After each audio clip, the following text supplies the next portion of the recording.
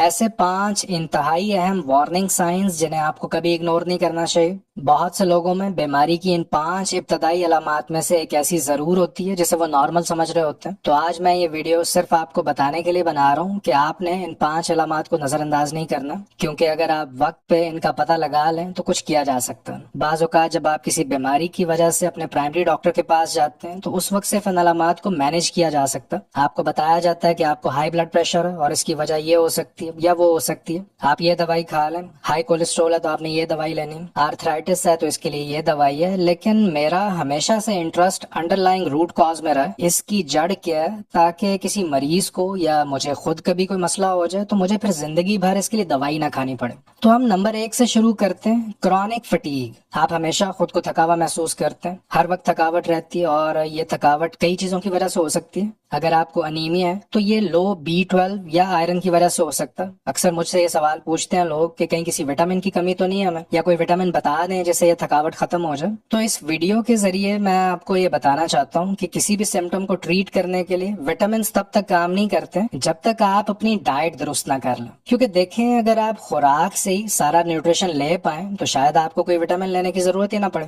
بہت سے لوگوں کا پروٹین انٹیک ہی پورا نہیں ہوتا، اور ایسا میں نے دیکھا ہے کہ صرف ناشتے میں پروٹین ایڈ کرنے سے یہ مسئلہ حل ہو گیا۔ پھر اس کی ایک اور وجہ وٹامن B1 کی کمی۔ اگر آپ میں B1 کی کمی ہے تو آپ بہت زیادہ ذہنی دباؤ کا شکار ہوں گے، سوتے وقت بہت زیادہ سوچیں آئیں گی، اوور تھنکنگ، ریسٹ لیس لیگ سنڈروم، بے چینی میں ٹانگیں ہلتی رہتی ہیں اور نروسنس بڑھتی ہے، آپ نروس رہنے لگتے ہیں زیادہ تر۔ یہ تھکاوٹ کسی ٹک بائٹ کی وجہ سے بھی ہو سکتی ہے۔ وہ لوگ جو جانوروں کے قریب رہتے ہیں، لائف سٹاک میں کام کرنے والے لوگ یا فارمرز، یہ چھوٹے کیڑے ہوتے ہیں جو جانوروں کی جلد پہ رہتے ہیں، ان کے کاٹنے سے جو جراثیم ہے وہ باڈی میں جا کے وٹامن ڈی ریسپٹرز کو کمزور کر دیتا ہے، جس کی وجہ سے آپ وٹامن D3 استعمال کرنے کے قابل نہیں رہتے۔ پھر اگر کوئی آپ کو جگر کی بیماری ہے یا کوئی آٹو امیون ڈیزیز ہے تو اس کی وجہ سے بہت زیادہ سوزش پیدا ہو رہی ہے جسم میں، جو تھکاوٹ کی وجہ بن رہی ہے۔ دوسرے نمبر پہ اچانک وزن کم ہونے لگتا ہے۔ اس کی بھی مختلف وجوہات ہو سکتی ہیں۔ یہ ہائپر تھائرائڈزم ہو سکتا ہے، تھائرائڈ گلینڈ کا فنکشن بہت تیز ہو جاتا ہے اور یہ وزن میں کمی کی وجہ بنتا ہے۔ اسی طرح ٹائپ 1 ڈائبٹیز وزن میں کمی کی وجہ بن سکتی ہے۔ ایڈرینل گلینڈز کی ایک بیماری جسے ایڈیسنز ڈیزیز کہتے ہیں، ایڈرینل گلینڈز کام کرنا چھوڑ دیتے ہیں۔ پیراسائٹک انفیکشن بھی وزن کم ہونے کی وجہ بن سکتی ہے۔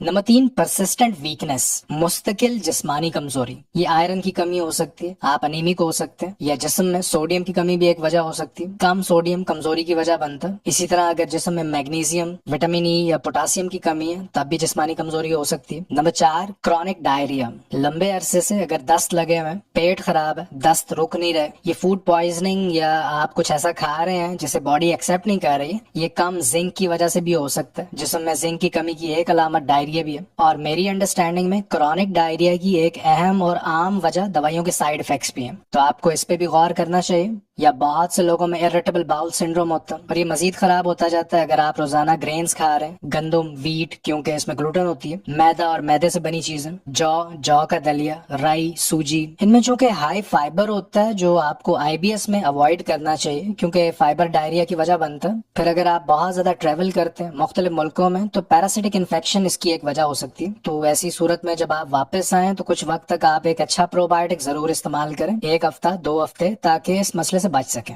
نمبر 5، پرسسٹنٹ سٹمک یا ایبڈومن پین، ہر وقت پیٹ میں درد رہتا ہے، تو اس میں ہول فوڈز کھانے اور جنک فوڈ سے بچنے کا کہوں گا۔ صرف اسی سے 95% تک یہ مسئلہ حل ہو جاتا ہے۔ ہول فوڈز مطلب پھل، سبزیاں، گوشت، دال، چاول، انڈے، گھر میں بنا ہوا کھانا کھائیں، باہر کا نہ کھائیں۔ اگر یہ صحیح نہیں ہو رہا تو اس کی دیگر وجوہات ہو سکتی، پتے کی یا گردے کی پتھری ہو سکتی ہے، لیکن اس کا تب تک پتہ نہیں چلے گا جب تک الٹرا ساؤنڈ یا کوئی اور ٹیسٹ نہ کروا لیں۔ ایک اور کنڈیشن ہے جسے سیبو کہتے ہیں، اس میں چھوٹی آنت میں بیماری پیدا کرنے والے برے جراثیم بڑھ جاتے ہیں، یا اپینڈیسائٹس بھی ہو سکتا ہے، پیراسائٹک انفیکشن ہو سکتی ہے، یہ السر بھی ہو سکتا ہے، یا گال بلیڈر سلج جس میں بائل گاڑھا ہونا شروع ہو جاتا ہے نالیوں میں، اور کبھی کبھار اس کا بیک فلو شروع ہو جاتا ہے، پیچھے کی طرف جانے لگتا ہے اور پینکریاز میں سوزش کی وجہ بنتا ہے۔ اس میں ٹٹکا ریکمینڈ کرتا ہوں جو بائل کو پتلا کر دے گا اور یہ مسئلہ حل ہو جائے گا۔ یہ بہت ریئر چانس ہے کہ یہ کینسر ہو سکتا ہے، تو ان علامات کو آپ نظر انداز نہ کریں، اور یہ بھی ہو سکتا ہے کہ جب آپ اپنے ڈاکٹر کو یہ علامات بتائیں تو وہ کہیں کہ یہ صرف آپ کے دماغ میں نظر انداز کر دیں تو آپ دوسرے ڈاکٹر کے پاس جا کے ڈبل چیک ضرور کر لیں۔ اسی طرح جب آپ کو کوئی پرسکرپشن دی جاتی ہے یا علاج شروع کیا جاتا ہے تو یہ سوال آپ کر سکتے ہیں کہ کیا یہ واقعی بیماری کی انڈر لائنگ روٹ کاز کو صحیح کرے گا یا صرف اس بیماری کی سمٹمز کو دبائے گا، کیونکہ اگر ایسا ہے تو پھر یہ بیماری ایک لمبے عرصے تک چلنے والی ہے اور اس کے لیے آپ کو مینٹلی تیار رہنا چاہیے۔